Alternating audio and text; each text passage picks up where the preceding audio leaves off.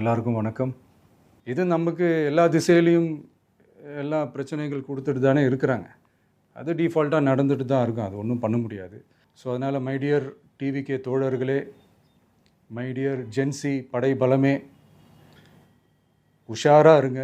தமிழக வெற்றி கழக தலைவர் தளபதி விஜய் சமீப சில நாட்களாக பல சர்ச்சைகளை எதிர்கொண்டுட்டு வராரு. அந்த வகையில் அவருடைய மனைவி சங்கீதா, என்னோட கணவர் விஜய் ஒரு நடிகை கூட திருமணம் மீறிய உறவுல இருக்காரு, இதனால விவாகரத்து வேணும்னு கோர்ட்ல மனு தாக்கல் பண்ணியிருந்தாங்க. சங்கீதா அவர்களோட இந்த மனு சோசியல் மீடியால விவாத பொருளா மாறிச்சு. அதோட தொடர்ச்சியா விஜய் அவர்கள் த்ரிஷா கூட சேர்ந்து ஒரு வெட்டிங் ரிசப்ஷன்ல கலந்துகிட்டது மக்கள் மத்தியில பேரதிர்ச்சி ஏற்படுத்துச்சு. பலரும் அப்ப சங்கீதா சொன்ன அந்த நடிகை த்ரிஷா தான் அப்படின்னு உறுதிப்படுத்தி பேச தொடங்கிட்டாங்க. விஜய் அவர்களும் அவரை பத்தி வெளியாகிற இந்த சர்ச்சைகளுக்கு கடந்த மார்ச் 7ஆம் தேதி நடந்த மகளிர் தின விழாவில் பதிலடி கொடுத்திருந்தாரு. இருக்கிற நிறைய பிரச்சனைகள்ல சில பிரச்சனைகள்லாம் ஓடிட்டு இருக்கு இல்லையா, அதெல்லாம் நீங்க அதுக்கு போராடி ஹர்ட் ஆகிறதெல்லாம் நான் பார்க்குறேன். அதை பார்த்து எனக்கு ஹர்ட் ஆகுது.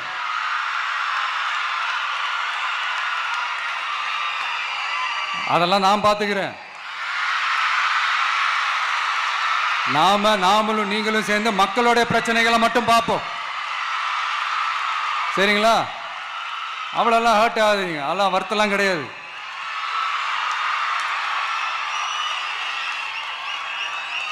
சரியா? கான்ஃபிடென்ட்டா இருங்க,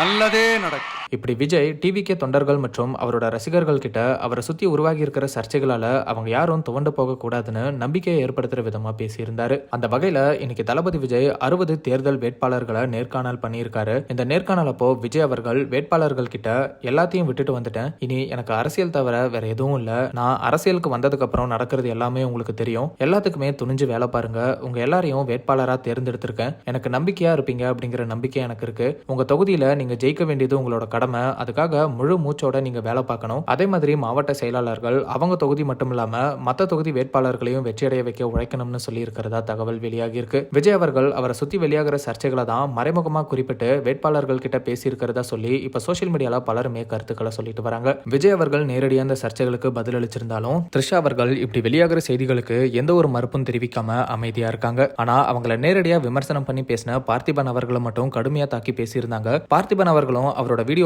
த்ரிஷா அப்படி என்ன பேசுவாங்கன்னு தெரிஞ்சிருந்தா நான் வருத்தமே தெரிவிச்சிருக்க மாட்டேன்னு மறுபடியும் சர்ச்சை ஏற்படுத்துற விதமா ஒரு வீடியோவை வெளியிட்டு பரபரப்பை ஏற்படுத்தி இருக்காரு. இது ஒரு பக்கம் இருக்க, தாவேகா என்டிஏ கூட்டணியில இணைய போறதாகவும் என்டிஏ தாவேகா கட்சிக்கு 50 சீட்ஸ் மற்றும் டெபுட்டி சிஎம் பதவியை விஜய்க்கு ஒதுக்கிறதா இருக்கிறதாகவும் தகவல் வெளியாச்சு. ஆனா தாவேகாவோட ஆதவ அர்ஜுனா அதெல்லாம் வதந்தின்னு சொல்லி சமீபத்திய பிரஸ் மீட்ல சொல்லி முற்றுப்புள்ளி வச்சிருக்காரு அப்படிங்கிறதும் குறிப்பிடத்தக்கது.